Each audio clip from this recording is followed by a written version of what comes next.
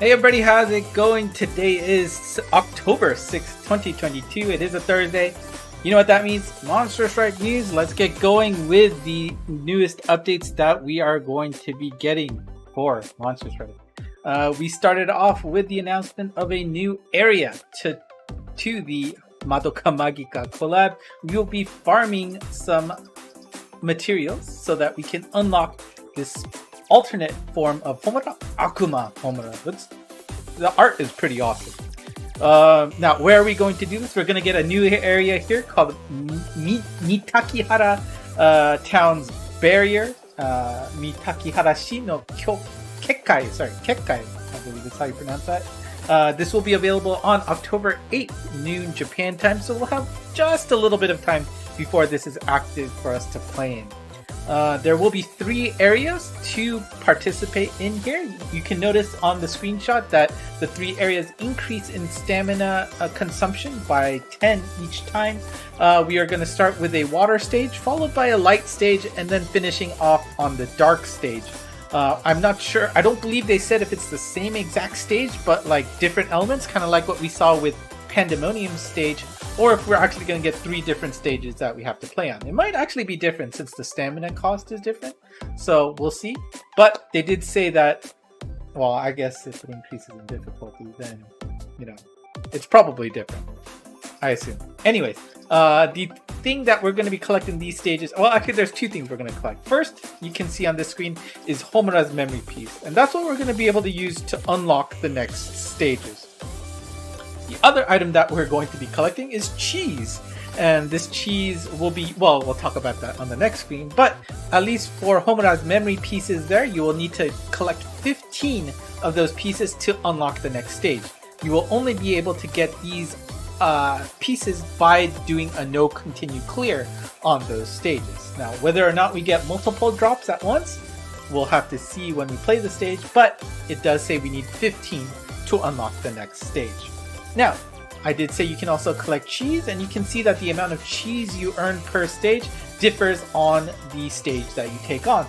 The easiest leftmost one, which was in water element, will get you 2 cheese. The light one, there you go. The light one was 3 cheeses, and if you complete the dark stage, you'll be able to get 5 cheeses. Now, what can you do with the cheese? Well, I guess before we get to that, you can also double the output of your cheese by using these certain monsters that will rotate every day. 5 monsters, 1 of each element, will be called out, and if you use that, you will be able to get double your cheese. Now you can see the top row is all gacha monsters, the bottom row is all farmable monsters. So even if you don't have the particular monsters from the gacha, you can also just use somebody from a quest, a drop quest. Hopefully, they are quite usable in the stage, but we'll have to see. Again, you don't have to use them, but if you do use them, you will get double your cheese output. So it will be helping you collect the appropriate items.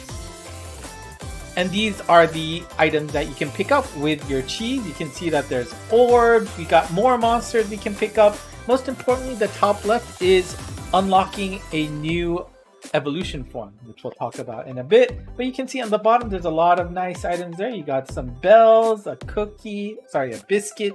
There's also another tokudama there. So we do actually get a little bit more. And look at that, you also get some of those shards, which is really nice. Make sure you don't miss out on those shards. You can pick up 100 of them, which does mean you can fully complete your Kyubey with just this collab, if you so desire. What else? You get some alternate strike shot voices, and of course titles, if you want them, are also available for some cheese. And we talked about the alternate Evo form. We're not going to be getting Homura as a drop for her quest, but rather we will be unlocking an alternate evolution for the free unit we got with Homura and Madoka together, right? So this will be a free item list swap between the 2 forms, and you can get that second Evo form for Homura. Now, you did see that on the exchangeable list for cheese, you can get some farmable monsters. We've got Nightmare Yagi no Ko no Yume. That's the water monster on the left. And on the right, we've got Tomoe Mami with Bebe. Those will be together. And do note that this version is a light monster. Now, both of these monsters will function as max luck monsters for the duration of the collab. So again, if you are starting out, you've got some alternate options for max luck characters while the collab is active. Remember, once the collab is done, they will revert to whatever their existing luck is, so do make sure you attempt to max luck them so that they stay max luck for the rest of your monster career. We also know that there were some missions locked away. We are going to get 3 new missions, and if you complete all 3 missions, you will be getting a special Madoka Magika themed Strikers card. We'll see that in a bigger form in a little bit. Before we go in there, let's take a look at the missions that you will need to clear so that you can get that Strikers card. The first mission, number 21, will require you to clear the new area's water stage with your entire team being made of Madoka Magika collab monsters only. Again, remember you can use drop monsters. You will need to use a friend monster to fill in that friend spot. Hopefully it's not too difficult to clear that. 22 mission is to clear the new area's light stage, and you have to complete that stage with 90% of your HP remaining or more. We'll have to see how difficult that will be. And the 23rd and last mission seems a little bit difficult. You'll have to clear the new area's dark stage with 2 or more Sonota monsters, which is drop monsters, right? They can't be from the gacha essentially. And you cannot have any soul gems active, right? You know the soul gems will make things easier because not only do they increase your attack and bomb combo power, increase weak point effectiveness, starting out with the strike shot, a guide, you know, those are all going to help you out. You're going to have to do without that if you want all of these rewards. Now do note that these rewards include 50 copies of Madoka and Homura, so if you accidentally sold your extra copies, don't worry, you'll still have a way to max luck a second form that you will probably want of this monster. So here's a look at a closer look at the Madoka Magika collab card. Looks nice. If you like the collab, I'm sure this is all up your alley. I'll think about it if it's worth switching or not. And of course, the 10th of October is Monster Strike Day, so make sure you do not forget to pick up a Tokudama for your accounts. You can also pick up a Waku Waku Min and 5 Stamina Mins to help you out farm those quests. If you have 3 or more lucky monsters, you can also pick up a Waku Waku stick to help you out. That's it for the collab news. Let's go back to standard Monster Strike stuff. We're going to be reviewing some of the 9th year anniversary events that are coming up, and some of them are starting really soon. As you know, the Mon Pass trial is active now, so you can take advantage of all those features that come with a Mon Pass, even though you are not paying for anything. Do remember that you do get a special bonus with the Montama Lidora card. No, not Montama, that's gone. The Gacha Lidora card.